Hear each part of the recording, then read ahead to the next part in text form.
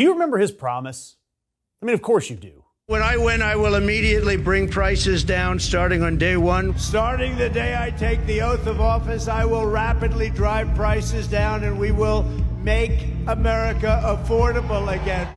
You know, Donald Trump said it at every rally, every interview, every debate, approximately 400 times between 2023 and Inauguration Day.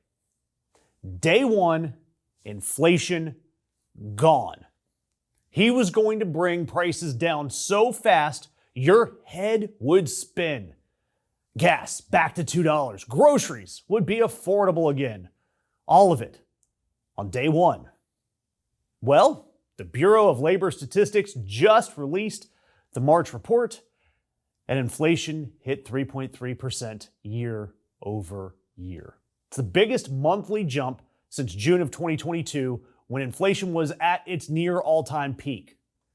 And day one, that was over 440 days ago. The $2 a gallon gas is now the $4 a gallon gas. The prices that were supposed to drop on day one are higher than they were on day one. But I'm sure it's coming any day now, right? And of course, yes, the driver of the spike is energy. It's gasoline prices that have gone 21.2% up in March alone. 21.2%. 1 month. It's the largest single-month gasoline spike on record. And yes, it's because of the Epstein-Iran war, the war that he told us was basically over, the war where the Strait of Hormuz that he swore would open naturally has cost the global oil market 9.1 million barrels per day of production last month alone.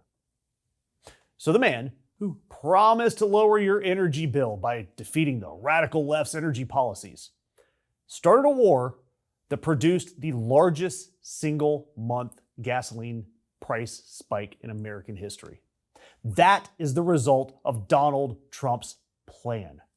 Now, I want to be fair, because that's what we do here.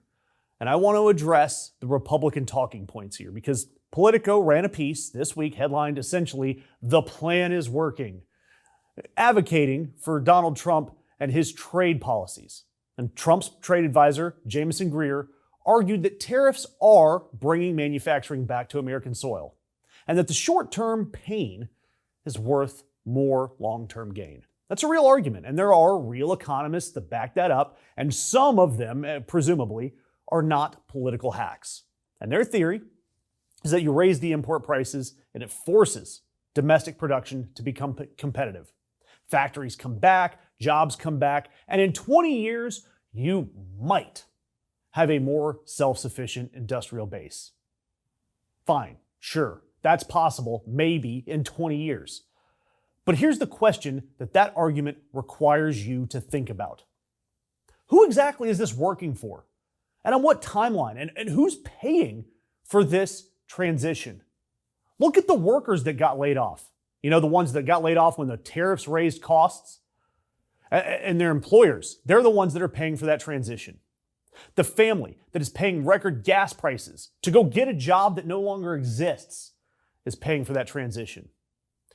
And the economists who told us that stagflation was coming, the ugly combination of rising prices and slow growth that defined the economic misery of the 1970s, those people are now openly saying that stagflation is here. They were warning us about it.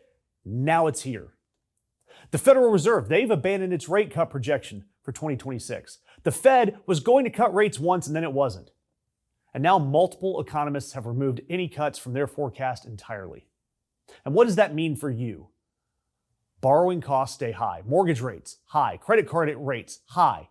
And the only tool that the government has to fight inflation, raising rates, has already been deployed. And now you have this fragile ceasefire with Iran, and April's report is looking like it could be worse than March's. And the administration that promised day one relief is now over 440 days in, telling you to wait for the long-term payoff. And you're going to have a little bit of short-term pain. I hope that you have budgeted for that short-term pain.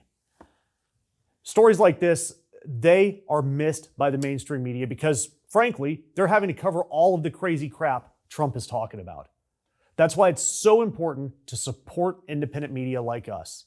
And all we need is you to drop us a comment down there, drop us a like, hit the subscription button. That all matters.